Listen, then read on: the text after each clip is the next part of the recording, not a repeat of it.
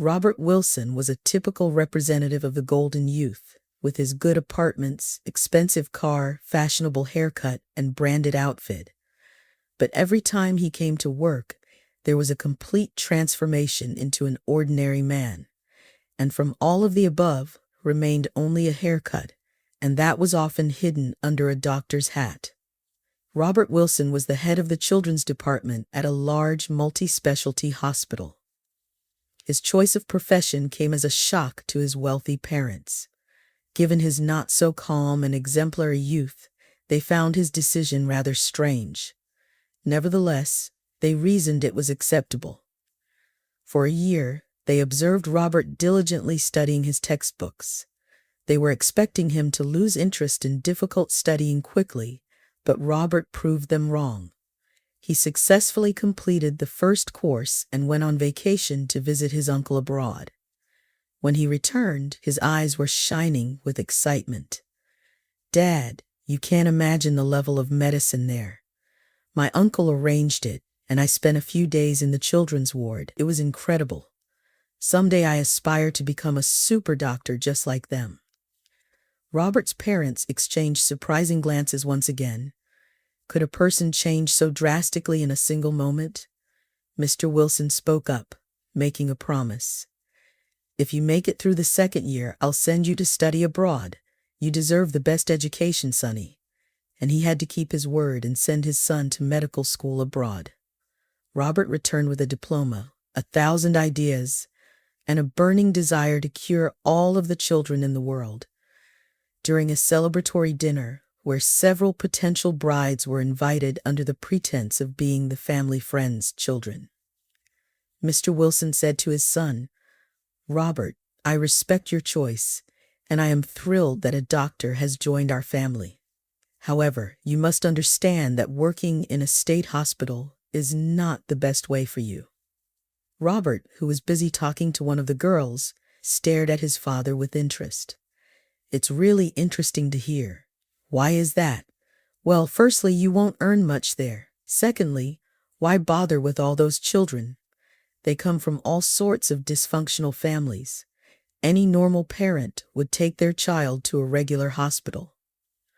Robert grinned and replied, "Dad, I want to work in an ordinary hospital. Firstly, it allows for diverse professional development.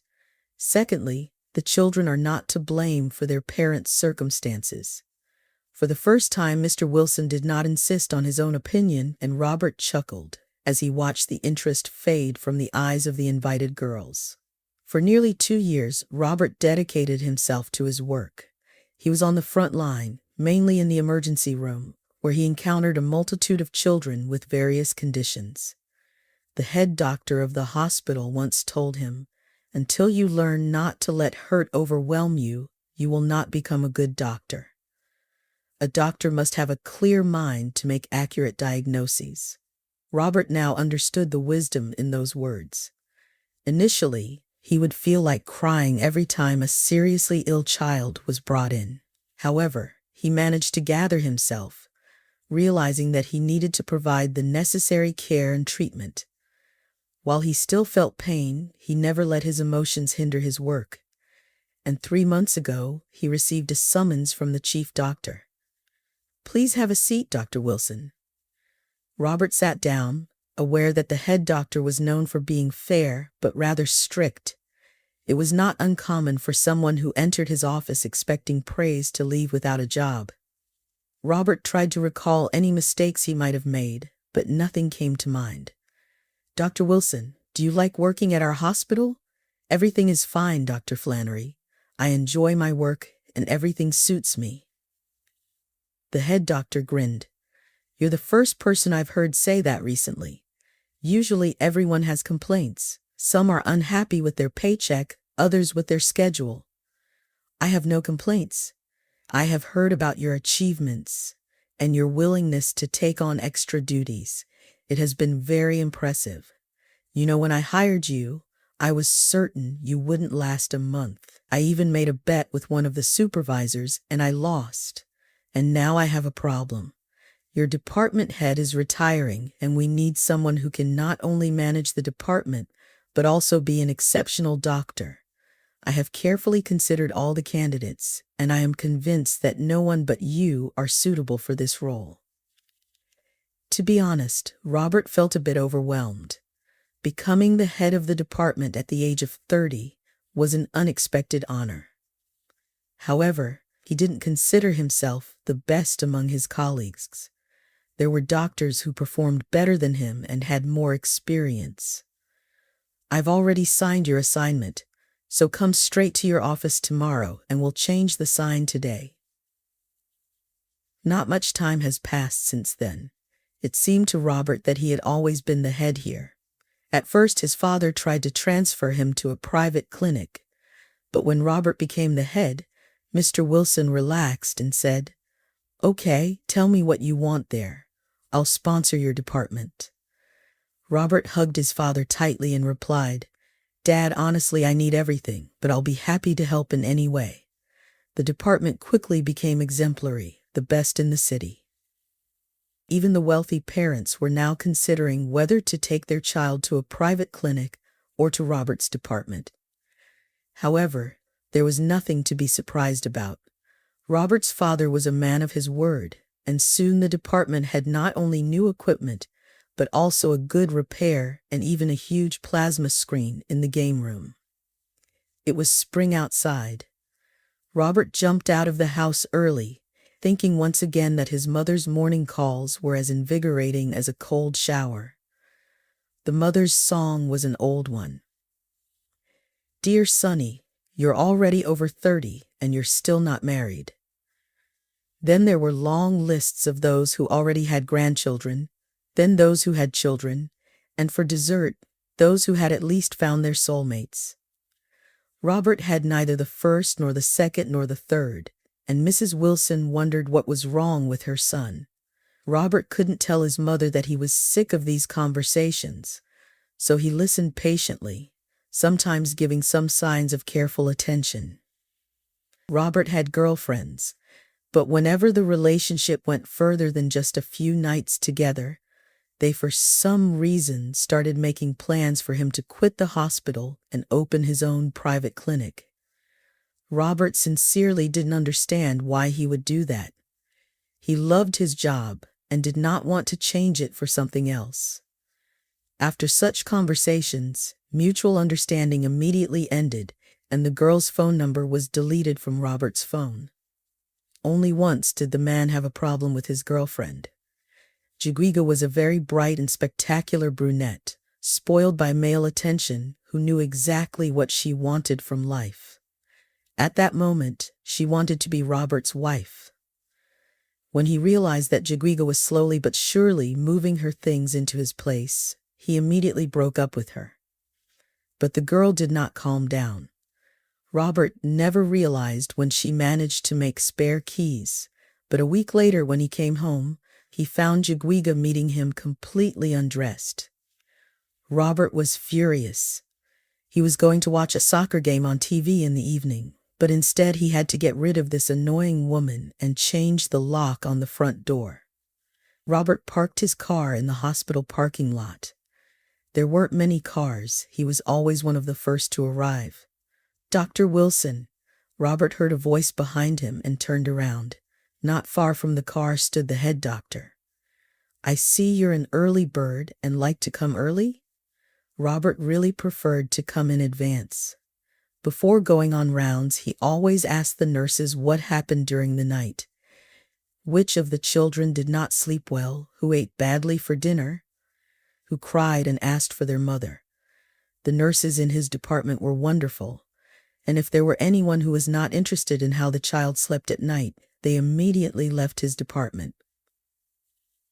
"Good morning, Dr. Flannery. The early bird catches the worm," Robert laughed. "Yeah, I know. By the way, God himself sent you to me. I have a request for you. Yesterday my friend called me and asked me to help his niece. She came from some backwoods and has been studying to be a doctor for 4 years. And as you understand, she is a pediatrician. The friend says that the girl is intelligent, studies seriously, not just for show, and she really wants to be independent. Her uncle tries to help her financially, of course, but she refuses any assistance. The only thing she asked her uncle to do during this time is to find her a part-time job somewhere until the end of the school year on weekends, but also during the summer on any schedule. I thought maybe you could find a place for her in your department. Dr. Flannery, you know that my department is filled with young nurses. Spring has started.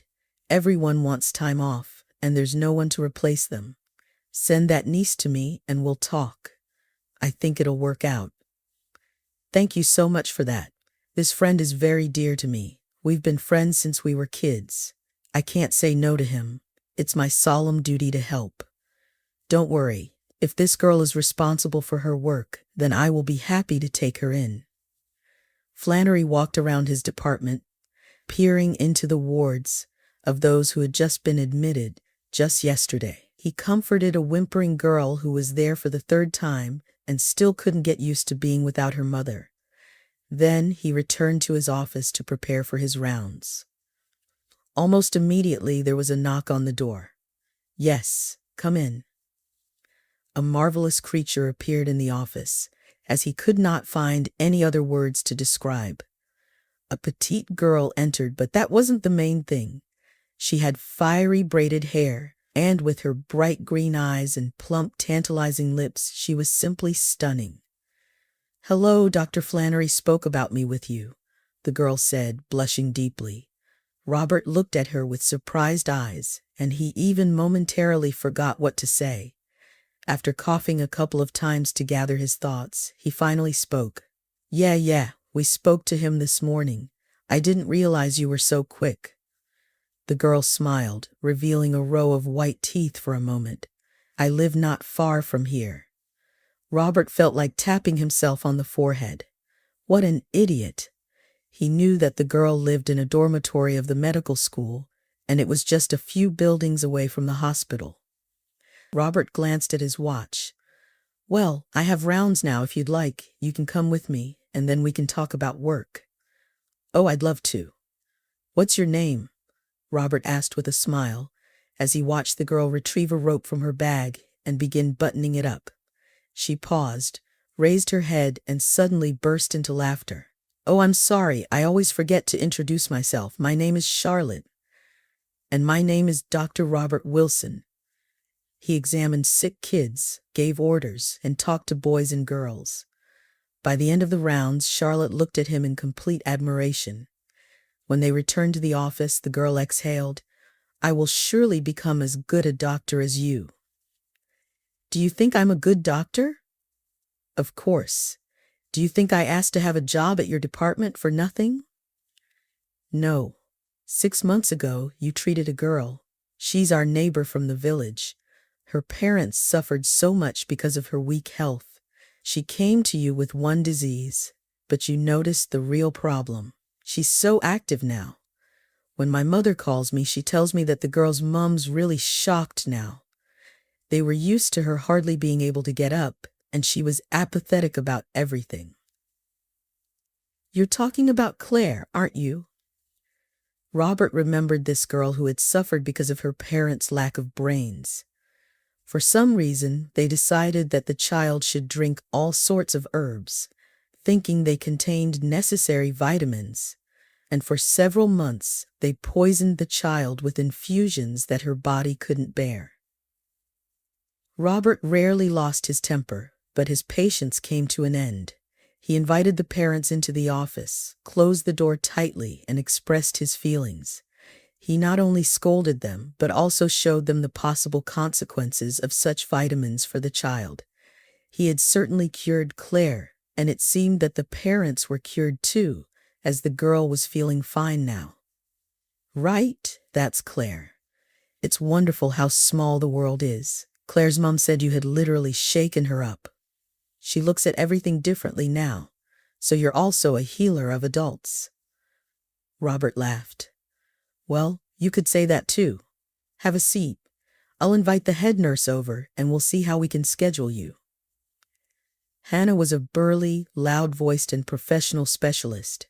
When she appeared, the nurses immediately straightened up, but her face changed unimaginably when she saw a child in front of her. In that case, she spoke softly, and her hands were as soft as down. Any child who entered her field of vision immediately stopped crying. At first, Robert treated the head nurse warily and noticed how scared the nurses were of her. He thought that such relationships interfered with their work. But then one day, a boy was brought to them by ambulance. He had fallen from a playhouse in the garden and appeared to have broken his leg. He was screaming in pain and wouldn't let anyone near him. These frantic movements made them fear he might injure himself further. His mother was on her way, but due to traffic, she wouldn't arrive for another 30 minutes. She was on the phone with the teacher, who was trying to comfort the boy and connect him with his mother. For about 5 minutes, the emergency room was filled with the boy's piercing screams, attracting the attention of almost half the hospital. Then Hannah arrived, and everyone parted ways to make way for her. The boy fell silent for a brief moment to catch his breath, and it was at that moment that she started speaking to him. After that, he never became hysterical again, and even allowed Hannah to administer a shot. 5 minutes later, the medication took effect, and they were finally able to begin the examination. Later, Robert found Hannah sitting in her office gazing out the window. When he entered, she stood up. "Shall I write an application for dismissal?" she asked. Robert was taken aback at first, but then he realized that she simply understood everything: his thoughts, his dissatisfaction. Before approaching her, Robert glanced at her file. 15 years of working with children. That was quite impressive. "Hannah, I've come to ask for forgiveness. You are the best pediatric nurse, and I would be delighted if we could become friends." For the first time in their entire time working together, Robert saw tears glistening in Hannah's eyes. From that moment on, they became true friends. Gradually, Robert realized that Hannah's expertise extended beyond caring for children. She was a top specialist in her field, maintaining impeccable organization in both paperwork and medications. And now, when Hannah learned why Robert caught her, she couldn't contain her excitement. "God heard my prayers. We really need one more nurse." She shifted her gaze to Charlotte. "And you, as I understand it, want to work for us. Can you tell us a little about yourself?" Charlotte shook her head. "My name is Charlotte. I'm in medical school now, and I want to get some experience in my favorite field. That's why I'm here. My priority is to become a doctor, and that's it." Robert looked at her in surprise. She spoke just like him, a dedicated bachelor and a doctor to the core. Charlotte got to work, and Hannah faithfully reported on the new nurse's progress. At first, Robert didn't understand why, but then he realized that the head nurse believed Charlotte to be his protégé. So he decided to clear things up at once and entered her room. "Hannah, am I interrupting you?" "No, Dr. Wilson, come in. If you offer me tea or coffee, I would be deeply grateful." The woman smiled and asked, "Do you mind cocoa?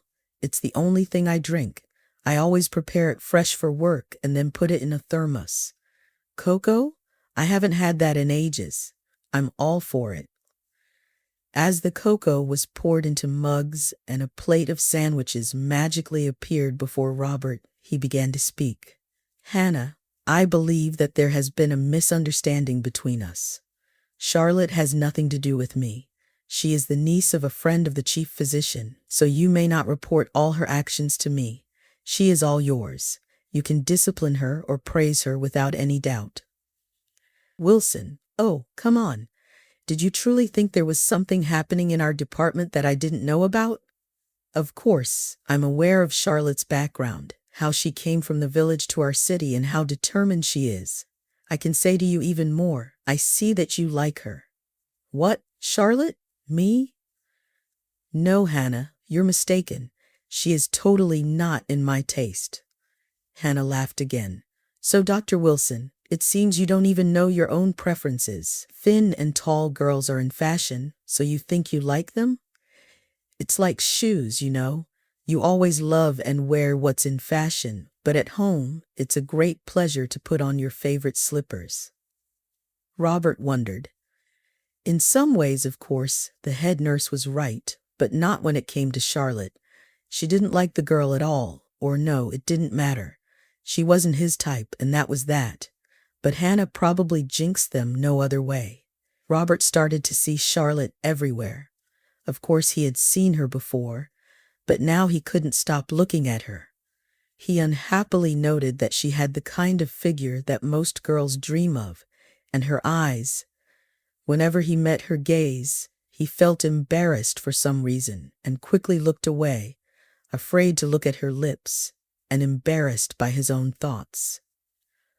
Charlotte had been working for 2 months already, and she had quickly become friends with all the nurses. Robert had never heard Hannah raise her voice at Charlotte. He knew very well that even the chief physician was afraid of the head nurse, so it wasn't just because the girl was recommended by him. Apparently, she was really good at her job. One summer day, when half of the doctors were on vacation, Robert was on night duty. He happened to be paired with Charlotte. He couldn't tell whether he was happy or sad, but one thing was certain: he wouldn't be able to sleep tonight. After the evening rounds, Charlotte came running to him. "Dr. Wilson, you're needed in the waiting room. There's a girl in critical condition." He immediately followed her. In the emergency room, there was a girl who looked unnaturally pale. Not only was she constantly crying, but she was also vomiting.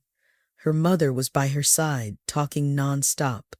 "What a girl! She is always causing trouble, never paying attention, always up to something." The girl looked at her mother with teary eyes. "That's not true. I didn't do anything. It's—" The woman pushed her away. "Shut up, you miserable girl. You're nothing but trouble." It was the first time Robert had ever seen a child treated like that. Usually when a mother brought in her child, she would be more frightened than the child. And if it was something serious, more than once, he had seen mothers faint right in the waiting room, unable to bear the shock. "Please, stop talking like this. You're making the child nervous," Robert said it firmly. The woman gave him a hateful look. "She ate some junk. Let's wash her stomach, and then we're going home. Whether she goes home or not is up to me." Robert shifted his gaze to the girl. She looked at her mother in horror, as if she had seen a ghost. Charlotte lightly touched his hand. "Robert, can I talk to you for a moment?" He had already finished examining the girl and nodded. They left the room. The girl was crying, and when her mother couldn't hear, she asked me not to give her back to her. According to the paperwork, the woman is not her biological mother. She's a foster parent. There's a man waiting for them outside who doesn't look like a good person. Robert glanced out the window before returning to his office. Yes, there was indeed a man standing there smoking, but he was facing away, and Robert couldn't see his face. "Okay, we'll figure it out later," the doctor said, returning to mother and daughter. "Well, I have bad news. We're going to keep the girl hospitalized until we find out what her body is reacting to. She'll have to stay in the hospital until all the tests according to the protocol are done."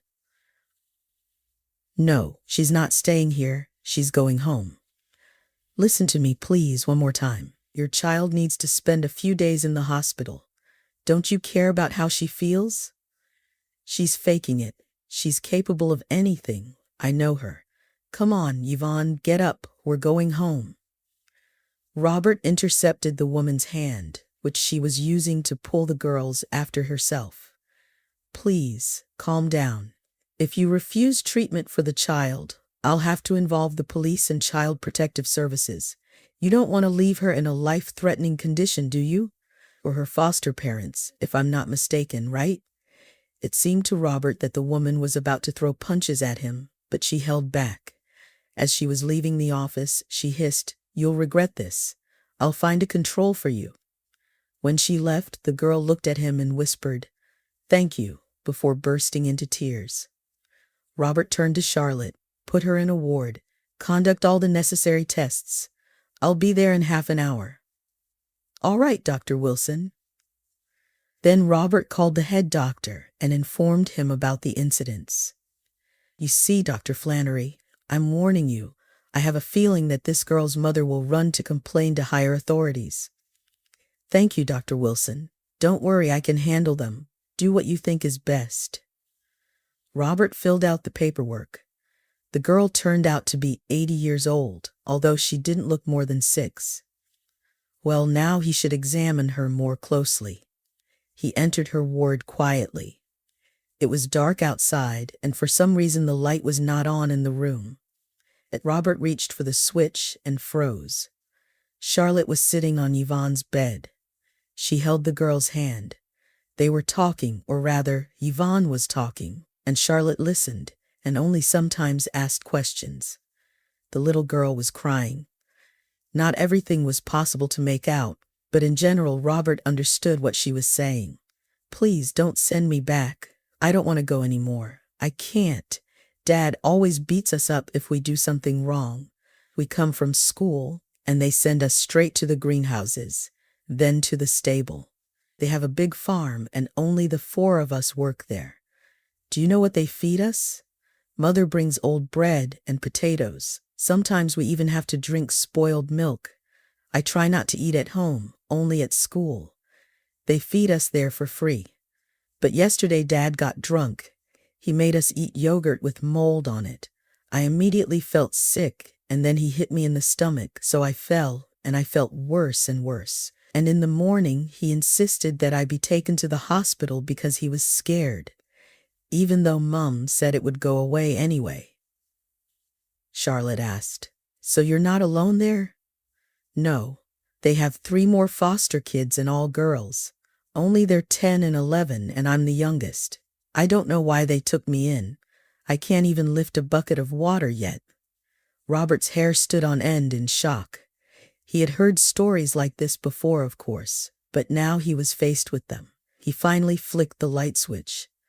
Are you girls going to sit in the dark all the time? Charlotte smiled and said, No, we were just waiting for you. We got carried away and forgot. She stood up, began to get Yvonne ready for examination, and suddenly froze. Then she looked up at Robert with confusion in her eyes. He shifted his gaze to the girl's abdomen. There was a clear boot print. He said nothing and continued to examine the girl. In addition to the print, he found many bruises, and the girl was very thin. Half an hour later, Dr. Flannery was already sitting in his office. He was so furious that he even took a sedative. My granddaughter is 8 years old. I would kill anyone who even just laid a hand on her. And here is this. I've already called the police. They should be here any minute. It took another 2 hours to talk to the policeman, then to the woman from the guardianship authorities, to write a report, and to obtain permission to remove the children. When the woman from the guardianship authorities and the policeman were about to drive to that village, she suddenly stopped. I'm going to bring other children to you. They need to be examined too. Of course. We'll handle everything properly. Charlotte and Robert sat down in his office and drank coffee. Charlotte thoughtfully said, I do not understand why they need such a big farm if they cannot cope by themselves. Oh, Charlotte, I think it's pretty clear. If there were no foster children, there would be no farm. It's all about profit. Not only do the children work day and night, but the state pays well for it, and they're not their own. There's no need to feel sorry for them. But how can that be? If they're orphans, they should be even more pitted. Well, Charlotte, you think that way because you're a human being, and they are not human beings. The police and the woman from the guardianship office returned 5 hours later. The woman kept saying this was horrifying. It was a real horror. And then it turned out that at first, the police were not allowed in. Then, when almost the whole village gathered at the gate, the head of the family, who had previously been convicted of crimes, started shooting back. Fortunately, he was disarmed with no casualties or injuries and is now at the station. It turns out that these are not the first foster children. Two girls whom they took when they were older ran away from them as soon as they became adults. They have been tracked down, and they have also testified. It also came out that there was a man in the guardianship who was willing to give a child to anyone for money. Dr. Flannery often came to Robert to find out how his new patients felt and to inform him about the progress of the investigation. Charlotte was also included in their conversations, as she was a direct witness to what was happening. Lately, Charlotte had been spending all her spare time in Yvonne's ward. Robert even saw her a few times when she had a day off. Charlotte also bought plenty of books and a big stuffed hare for Yvonne. Robert stopped reassuring himself that he did not like Charlotte at all. He liked her so much that his breath was taken away. Recently, Charlotte came to his office and asked, "Dr. Wilson, will Yvonne be discharged soon?" "Well, I think next week." Charlotte sat down. "I need your help." Robert was honestly scared. "Charlotte, is something wrong?" "I don't even know how to tell you. You see, I can't leave Yvonne. I just can't. You can't imagine how good and smart she is. Well, I want to adopt her, but I found out that I don't have my own place to live, and most importantly, I don't have a husband. I wanted to ask, maybe you have more experience? What should I do? Is there a website where I can find a pretend husband? I really don't know what to do." Charlotte started crying, and Robert looked at her, and he couldn't understand how he hadn't noticed before what a big heart she had. The man sat down next to her. "Charlotte, let's go to a restaurant after work. We need to distract ourselves, and then the solution will come to us, you'll see." The young nurse looked at him in amazement and then nodded. "Okay, I agree." By the end of the evening, Robert realized one truth. He had completely fallen in love.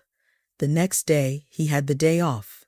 He went to his parents' house in the morning because he needed someone to talk to, and of course no one understood him better than his parents. His mom immediately started setting the table and kept hugging him all the time. "Robert, you've become such a man, and it's so long since you visited us." His father looked at him with satisfaction. He would secretly call the chief doctor to talk to him and ask about his son's work. Dr. Flannery always said that they had never had a better specialist, so the father was proud of Robert, but he couldn't show it. When the family sat down at the table, Robert's father asked what was new at work, and Robert told him what had happened. Mrs. Wilson couldn't even eat. She was so upset. "We have to buy something for those girls, especially Yvonne. We have to do something about it, and Charlotte is such a smart girl. Father, can't you use your connections to help Charlotte adopt Yvonne?" But the father did not answer. He looked attentively at his son. "Robert, I take it that's not all you wanted to tell us?" "No, not everything, Dad. You're right. I love Charlotte, and I want to propose to her. I know it's not customary in our circles, but it's my life, and I came today so that there won't be any misunderstandings between us later. I'm going to propose anyway." There was silence at the table for a while. It was always his father who made decisions in the house, so his mother looked at him. They lived in circles where their son's actions might not be understood, so she waited for his response. Finally, the man looked up and asked his wife, "Dear, why are you sitting? Please bring Grandma's ring." "How will he propose without it?" The mother quickly stood up and disappeared into the room. Robert knew that there was a special ring in their family, traditionally passed down to daughters or brides. He turned to his father and said, "Dad, thank you for understanding me." Robert rushed off to work, even though it wasn't his shift that day. He couldn't wait any longer. He ran down the corridor, surprising all the staff, and entered Yvonne's room. As he expected, Charlotte was there too, reading a book with a little girl. Both of them looked at him with surprise. Robert did not hear the door open behind him. Hannah came to ask what had happened. "Charlotte, will you marry me? I love you, and I promise to be a good father to Yvonne." The head nurse smiled quietly and closed the door. It worked out exactly as she had planned, she thought to herself, and it didn't matter that she had manipulated the situation a bit by sending Charlotte to Robert for advice and telling her that he certainly knew how to solve that problem. Charlotte stood up, bewildered. "What did you say? How can we get married? How can you love me?" "Did Hannah tell you everything?" Robert asked. "Tell me what?" "But I only told her." The girl realized that she had said too much and fell silent, feeling embarrassed. Then Yvonne, with a smile, spoke up. "Dr. Wilson, Charlotte told Hannah that she liked you very much. They thought I was asleep, but I heard everything."